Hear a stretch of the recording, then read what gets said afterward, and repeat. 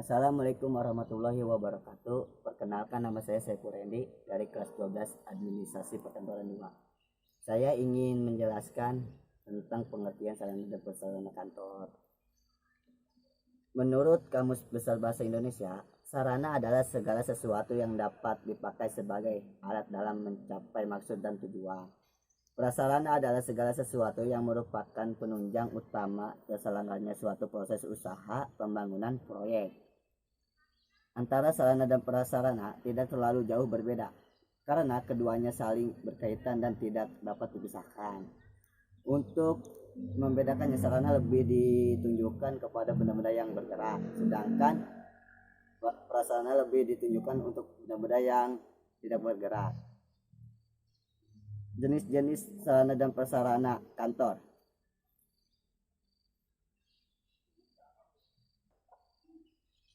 Peralatan atau perlengkapan kantor. 1. Bentuk lembaran, bentuk non lembaran, bentuk buku. 2. Peralatan atau perlengkapan dilihat dan dari penggunaannya. 1. Barang habis pakai, barang tidak habis pakai, mesin-mesin kantor. 3. Mesin komunikasi kantor. 4. Perabotan kantor. 5. Interior kantor. 6. Tata ruang kantor. Definisi ruang kantor. Ada dua pendapat tentang definisi ruang kantor sebagai berikut. 1. Dr. Delling I. Dalam buku Administrasi Perkantoran Modern adalah penyusunan alat-alat pada letak yang tepat serta pengaturan kerja yang memberikan kepuasan bekerja bagi para karyawan. B. T.T. Limping dan Peterson. Dalam buku Administrasi Perkantoran Modern, tata ruang kantor dapat dirumuskan sebagai penyusunan alat perlengkapan. Ada luas ruang yang tersedia. Adapun tujuan diadakannya tata ruang kantor sebagai berikut. A. Memberikan kenyamanan kepada karyawan. B. Manfaat ruang kantor dengan maksimal sehingga tidak ada ruang yang tidak berguna. C. Memudahkan arus komunikasi dan arus kerja. D. Memudahkan dalam pengawasan. E. Memudahkan dalam pemberian pelayanan. F. Memudahkan gerak karyawan dalam bekerja. Y. Memberikan rasa aman. H. Menjauhkan dari kebisingan yang terjadi. I. Memberikan pencitraan yang baik kepada pelanggan maupun tamu perusahaan.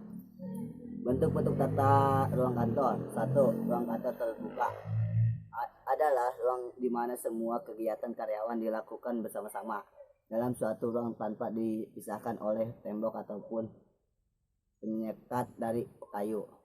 Kelebihannya, mudah merubahkan ruang, mudah dalam berkomunikasi, mudah dalam pengawasan, mudah menghemat penggunaan, memudahkan penempatan atau penggunaan dan perawatan peralatan kerja. Cahaya memudahkan masuk dan udara mudah beredar sehingga suasana lebih segar. Sekarang kekurangannya, sulit melakukan pekerjaan rahasia. 2. Kebisingan akan membuat konsentrasi kerja terganggu. 2. Ruang kantor tertutup. Ruang dipisahkan dalam tembok-tembok atau penyekat yang terbuat dari kayu. Kelebihannya, pekerjaan yang sifatnya rahasia dapat terjaga. 2.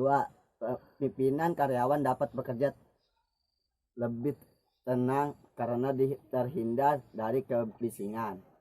Kekurangannya, pengawasan lebih sulit karena terhalang oleh penyekat.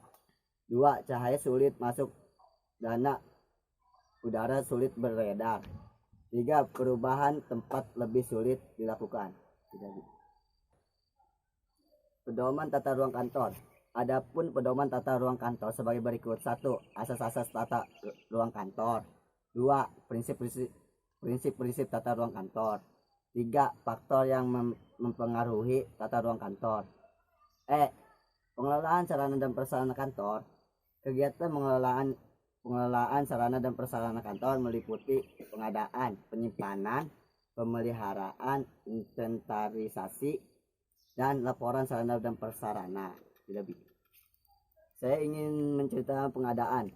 Pengadaan adalah semua kegiatan penyediaan sarana dan prasarana untuk menunjang pelaksanaan tugas. 1. Barang habis pakai. Kegiatan perencanaan barang habis pakai. Penyusunan daftar perlengkapan yang sesuai dengan kebutuhan. Penyusunan perkiraan biaya yang diperlukan untuk pengadaan barang.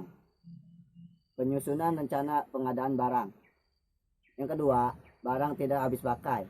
Menyusun dan menganalisa keperluan perlengkapan sesuai dengan rencana kegiatan serta memperhatikan perlengkapan yang masih ada. Memperkirakan biaya perlengkapan, menetapkan skala prioritas menurut dana yang tersedia. Menyusun rencana pengadaan tahunan. Barang tidak bergerak seperti tanah dan bangunan. Kesimpulannya, sarana adalah segala sesuatu yang dapat dipakai sebagai alat dan mencapai maksud atau tujuan. Sedangkan prasarana adalah segala sesuatu yang merupakan penunjang utama terselenggaranya suatu proses usaha pembangunan proyek. Saran, dengan membaca makalah ini, Anda dapat mengetahui apa itu sarana dan prasarana administrasi. Sarana dan prasarana proses administrasi, sarana dan prasarana, dan dapat mengaplikasikannya dalam dunia pendidikan. Sekian dan penjelasan dari saya. Waalaikumsalam warahmatullahi wabarakatuh.